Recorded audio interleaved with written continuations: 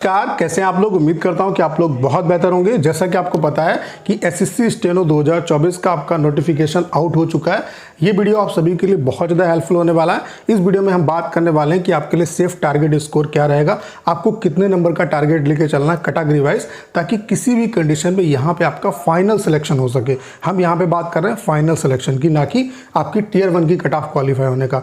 यहाँ पे सिंगल एक एग्जाम होगा, उसी में आपको मैक्सिमम मार्क्स लाने पड़ेंगे और उसी के बेस पे यहाँ पे आपका सिलेक्शन होगा। बाकी यहाँ पे जो कट ऑफ जाती है वो डिपार्टमेंट वाइज जाती है। तो इस पॉइंट पे बात करेंगे कि लास्ट ईयर आपकी कट ऑफ क्या रही, ग्रेड डी में आपकी डिपार्टमेंट वाइज कट ऑफ कितनी क्या रही, मिनिमम कट ऑफ कितनी गई। उसके अलावा ग्रेड सी में आपकी कट ऑफ जो है वो डिपार्टमेंट वाइज कितनी क्या रही है, उसके बेस पे इस बार आपके लिए सेफ टारगेट स्कोर क्या रह सकता है। उसके अलावा वैकेंसी का ट्रेंड क्या रहा है, 2022 में वैकेंसी कितनी थी, ग्रेड सी ग्रेड डी में कितनी थी और इस बार कितनी एक्सपेक्टेड है। चूंकि 2006 आपकी वैकेंसी बताई गई है, तो उसमें कितनी वैकेंसी ग्रेड डी की हो सकती है और कितनी ग्रेड सी की हो सकती है, सब पॉइंट पे इस वीडियो में हम लोग बात करने वाले हैं। तो ये वीडियो आप सभी के लिए बहुत ज़्यादा हेल्पफुल होने वाला है। तो चलिए स्टार्ट करते हैं। वीडियो को स्टार्ट करने से पहले आप सभी को एक इन्फॉर्मेशन देना चाहता हूं कि अगर आप एसएससी सीएचएसएल सीजीएल एग्जाम की प्रिपरेशन कर रहे हैं तो टाइपिंग आपके लिए बहुत ज़्यादा इंपॉर्टेंट है।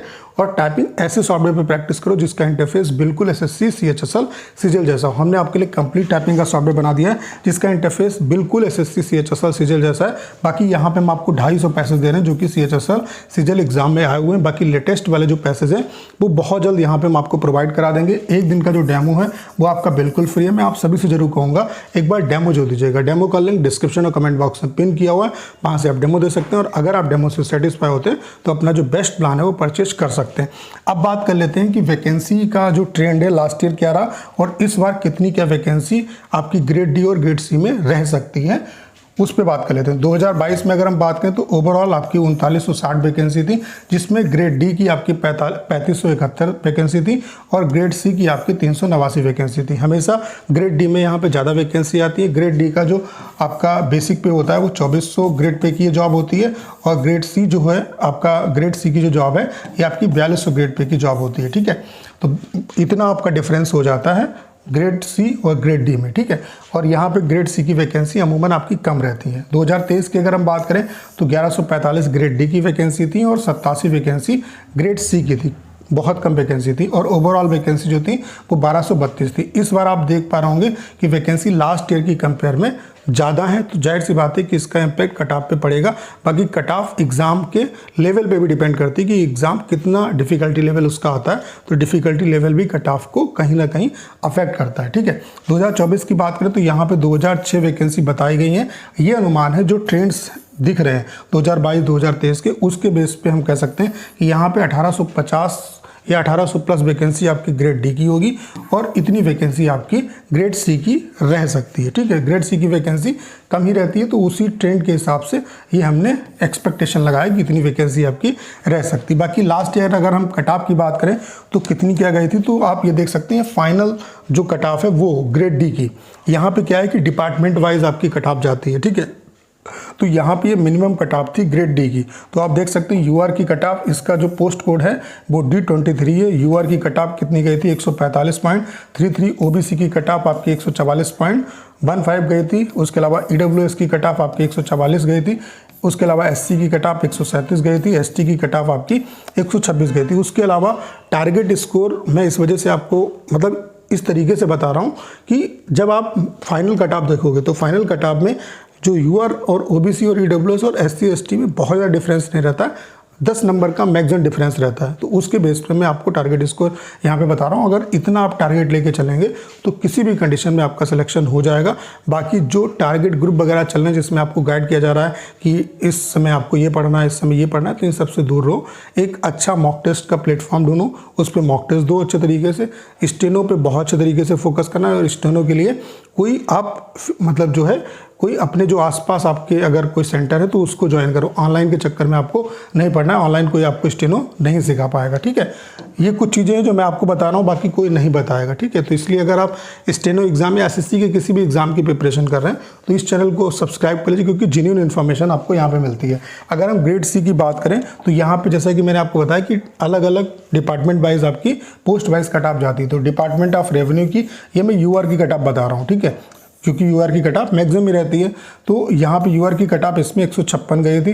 Department of agriculture and farmer welfare की जो कट ऑफ थी यूआर की वो 158.55 गई थी। डिपार्टमेंट ऑफ वाटर की जो कट ऑफ थी वो 152.63 थी। ये 2023 की कट ऑफ है। उसके अलावा MEA, जिसमें ढेर सारे बच्चों का सपना रहता है कि मिनिस्ट्री ऑफ एक्सटर्नल अफेयर्स में वो जाना चाहते हैं, और यहाँ पे कट ऑफ मैक्सिमम आपकी रहती है। यहाँ पे 164.1 गई थी यूआर की कट ऑफ। उसके अलावा लेबर मिनिस्ट्री की कट ऑफ 154.27 गई थी। बाकी ढेर सारे डिपार्टमेंट है, कुछ डिपार्टमेंट का एग्जाम्पल के लिए मैंने यहाँ पे कट ऑफ लिखा हुआ है, ठीक है।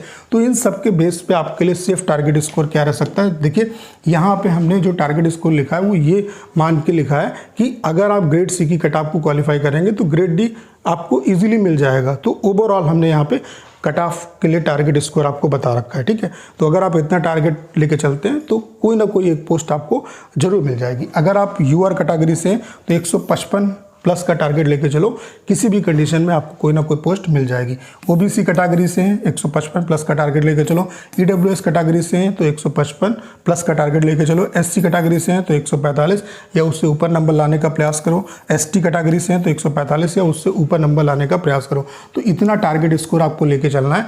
अब आप जब मॉक टेस्ट दोगे तो उसमें इतने टारगेट स्कोर पे आपको फोकस करना है। अगर इतने नंबर नहीं आ रहे तो देखिए कहाँ पे कमियां हो रही हैं, और उन कमियों को हर एक मॉक टेस्ट में आपको रिजॉल्व करना है। जैसे रीजनिंग के अगर कोई क्वेश्चन में दिक्कत हो रही है तो उस चैप्टर को रिवाइज कर लो। इंग्लिश में किसी पोर्शन में दिक्कत हो रही है तो उसको रिवाइज कर लो। तो हर एक मॉक टेस्ट में आप जो है लगातार अपना चेंजेस मतलब सुधार करते चले जाओगे तो चीज़ें बेहतर होंगी आपके लिए। और हर मॉक टेस्ट आपको कुछ ना कुछ सिखा के जाता है। तो इतना आपको टारगेट स्कोर लेके चलना। अगर इतना टारगेट स्कोर लेके चलेंगे तो किसी भी कंडीशन में आपको यहाँ पे एक पोस्ट मिल जाएगी, और एक पोस्ट के लिए आपको फाइट करना है, ठीक है।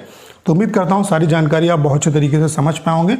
बाकी अगर आप SSC CHSL CGL एग्ज़ाम को क्वालिफाई करना चाहते हैं तो टाइपिंग भी आपको क्वालिफाई करनी होगी, और टाइपिंग के लिए हमने आपके लिए कंप्लीट टाइपिंग का सॉफ्टवेयर बना दिया है जिसका इंटरफेस बिल्कुल SSC CHSL CGL जैसा है।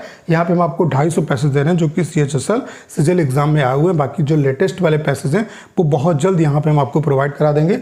एक दिन का जो डेमो है वो आपका बिल्कुल फ्री है। मैं आप सभी से जरूर कहूँगा एक बार डेमो जो दीजिएगा। डेमो का लिंक डिस्क्रिप्शन और कमेंट बॉक्स में पिन किया हुआ है, वहाँ से आप डेमो दे सकते हैं। और अगर आप डेमो से सेटिस्फाई होते हैं तो अपना जो बेस्ट प्लान है वो परचेज कर सकते हैं। उम्मीद करता हूँ सारी जानकारी आप बहुत अच्छे तरीके से समझ पाए होंगे। करना क्या है, इस वीडियो को शेयर करना है। उसके अलावा अगर आप चैनल पर नए हैं और आपने अभी तक इसे सब्सक्राइब नहीं किया है तो प्लीज़ चैनल को सब्सक्राइब करना मत भूलिएगा।